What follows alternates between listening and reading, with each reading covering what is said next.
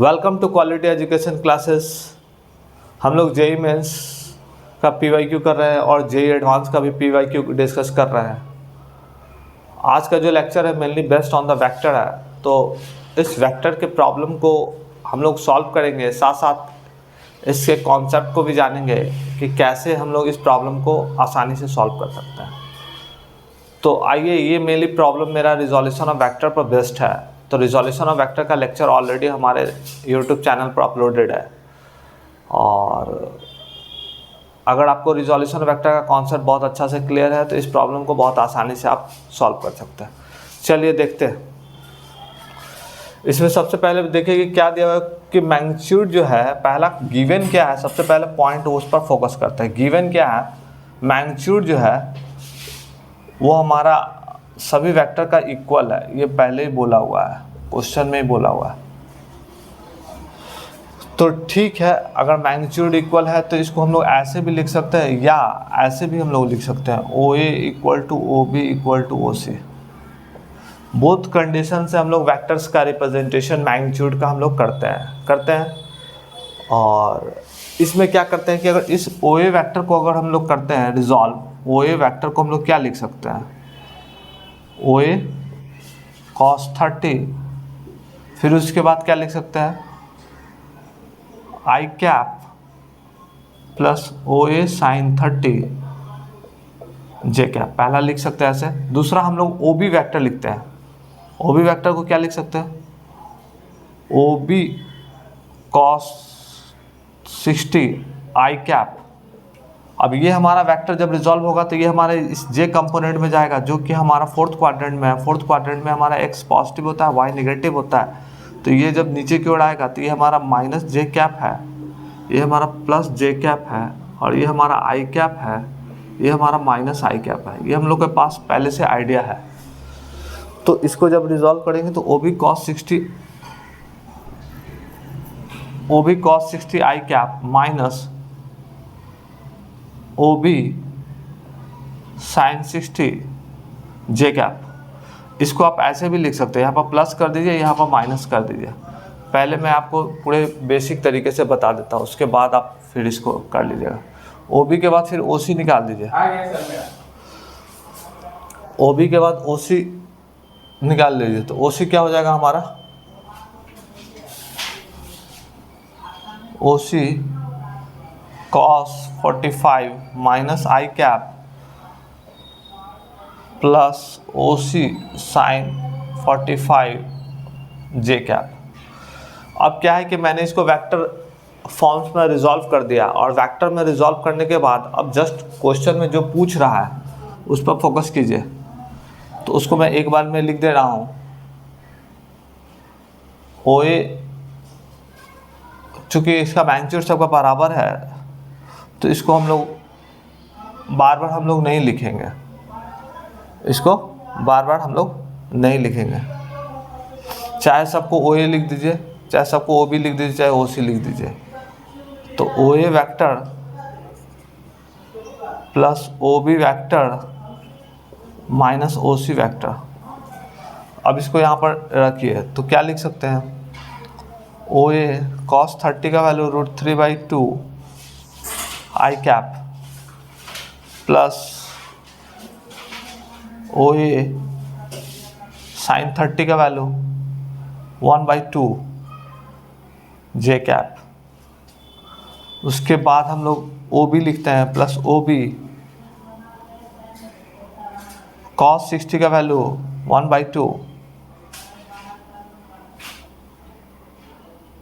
फिर उसके बाद ओ बी साइन 60 का वैल्यू √3/2। अगर आपको वैल्यू याद है तो प्रॉब्लम को आपको ट्रिग्नोमेट्रिक रेशियोज में सबके स्टैंडर्ड फार्मूला हैं उसको याद रखना पड़ेगा, तब आपसे सवाल बन जाएगा। ओ सी कॉस 45 1/√2 माइनस आई कैप, ये माइनस साइन है तो यहाँ पर साइन चेंज कर देगा, माइनस ओ सी साइन 45 1/√2 जे कैप। अब सारा मैंने एक्सप्रेशन लिख दिया, अब जस्ट इसको रीअरेंज कर दीजिए। तो रीअरेंज कैसे करेंगे, आई कैप को एक जगह रख लीजिए, आई कैप यहाँ पर है, आई कैप हम लोग का यहाँ पर है, और कहाँ पर है, आई कैप यहाँ पर है और एक यहाँ पर है, 3 आई कैप को एक जगह कर लेते हैं। तो हम लोग चूँकि हमको ओ ए ओ बी ओ सी बराबर है, हम लोग ओ ए ले लेते हैं, तो ओ ए कॉमन ले लेते हैं, तो √3/2 प्लस 1/2 माइनस 1/√2 आई कैप। ठीक है, अब उसके बाद मैं क्या कर देता हूँ, ओ बी कॉमन ले लेता हूँ, तो ओ बी ओ ए और ओ सी सब बराबर है, तो इसको भी मैं ओ ए मान लेता हूँ, क्योंकि यहाँ पर मैंने कंडीशन लिख रखा है। तो ओ ए जे कैप वाले पार्ट को मैं कर रहा हूँ, तो जे कैप वाला पार्ट यहाँ पर है, फिर उसके बाद यहाँ पर है, फिर उसके बाद यहाँ पर है, डबल एरो है, तो 1/2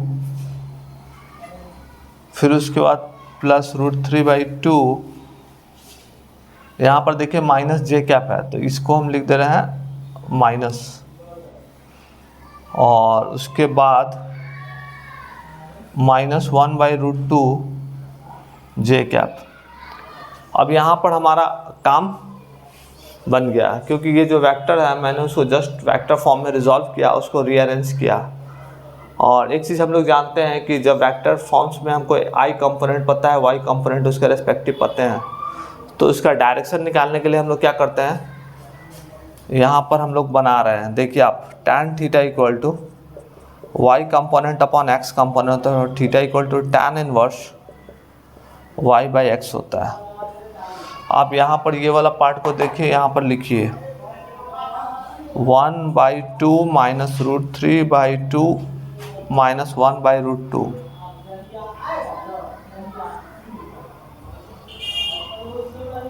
उसके बाद y कंपोनेंट लिखने के बाद x कंपोनेंट लिख लीजिए, √3/2 प्लस 1/2 माइनस 1/√2।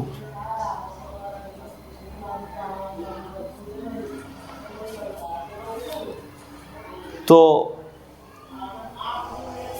यहाँ पर देखिए एक चीज़ इम्पॉर्टेंट है, आई कंपोनेंट √3/2 आई कैप प्लस आई कंपोनेंट 1/2 आई कैप।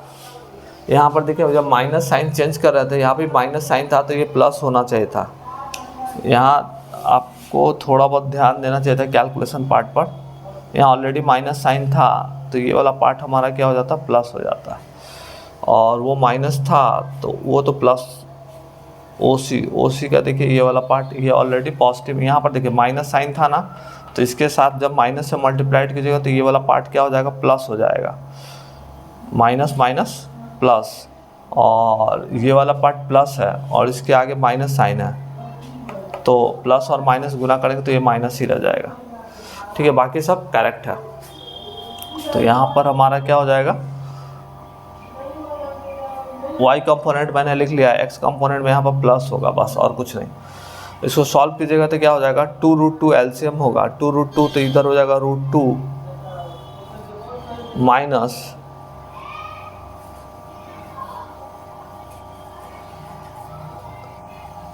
इसका हो जाएगा √2 इंटू 2 √6 माइनस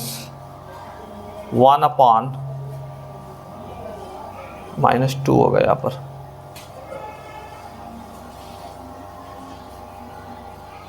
फिर ठीक है, यहाँ तक √2, यहाँ से हो गया √2, यहाँ से फिर क्या हो गया √2 इंटू √3, फिर √2 से कट जाएगा तो 2 हो जाएगा। ठीक है, नीचे में क्या हो जाएगा √6, फिर उसके बाद क्या हो जाएगा ये √2, फिर उसके बाद क्या हो जाएगा +2, यह tan इनवर्स हो जाएगा। अब यहाँ पर एक छोटा सा एक काम करना होगा, √2 कॉमन लेना होगा। क्या करना होगा, जब √2 कॉमन लीजिएगा तो क्या हो जाएगा 1 माइनस √3 माइनस √2 हो जाएगा, और नीचे भी √2 कॉमन लेना होगा। √2 कॉमन लीजिएगा तो √3 प्लस 1 प्लस √2 हो जाएगा, √2 कट जाएगा, tan इनवर्स लगा हुआ है, tan इनवर्स लगा हुआ, तो tan इनवर्स 1 माइनस √3 माइनस √2 √3 + 1 + √2। ये देखिए ऑप्शन नंबर हमारा क्या है, ए है, तो that is the correct answer हमारा ए हो गया। तो ये हमारा क्या है, कॉन्सेप्ट थ्रू, क्वेश्चन के थ्रू हम लोग ने इस प्रॉब्लम को सॉल्व किया।